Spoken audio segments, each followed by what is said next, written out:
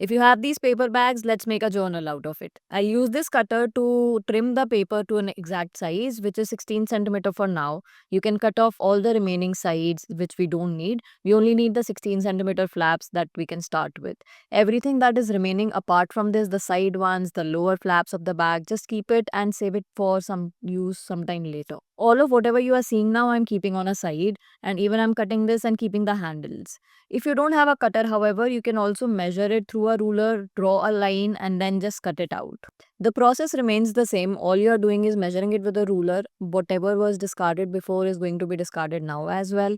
You simply just cut off all the remaining parts, something that's not useful for now. We may be able to use it later, but for now, we are just cutting it off and keeping it on a side. Also, if you are wondering what will we do with all the doodles or all the print that is already on the paper bag, don't think about it, because as we move forward, you'll figure out they actually can be hidden very tactfully. So just keep cutting the pieces that you like, keep measuring them properly, and of course, once we collect it all, we can size them up and trim whatever is extras. So don't worry about it. And all this remaining space, especially the bottom part of the paper bag, is not something that can be used. So I just keep it on a side for now. And now that you have all the cutouts together, you just keep them together, and then whatever is remaining, you can always trim that as well. I'm using the paper cutter again, but feel free to use the scissors for this too.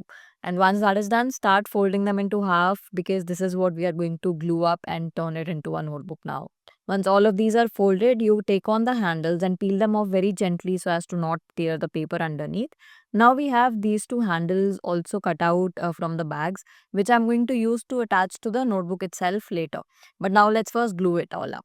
Be a little generous when applying glue. I'm using a normal Fevicol, and I've applied it on the corners and a little in the center. That's how you can go about it, and simply just keep overlapping it the same way. The procedure remains the same no matter how many pages you are adding to your sketchbook. Just keep doing it, keep piling it up. And if you notice, all the printed material is what is getting pasted, but all the space that is plain is actually the one that is going to be the major chunk of the whole sketchbook. Now, this is that extra paper that we had kept on our side to use later, and I'm using it to secure the whole notebook together so that it stays bound. Of course, apply glue generously and simply just go ahead and paste it. We can, of course, when we decorate it and we add some printed paper on it, it's going to get hidden, so don't worry about it. Now comes the time to attach the handles. I'm doing it on the first page as well as on the last one so that we can pick up the sketchbook. Just applying glue and putting it on, and it's as simple as that. Trim the extra, goes without saying, and once that is done, you have your whole sketchbook and you can actually carry it like a paper bag when you want to. And let's go through a quick flip through of it. You see now all the doodles are pretty much hidden. Wherever they are, we can use collaging and hide it all up very tactfully again.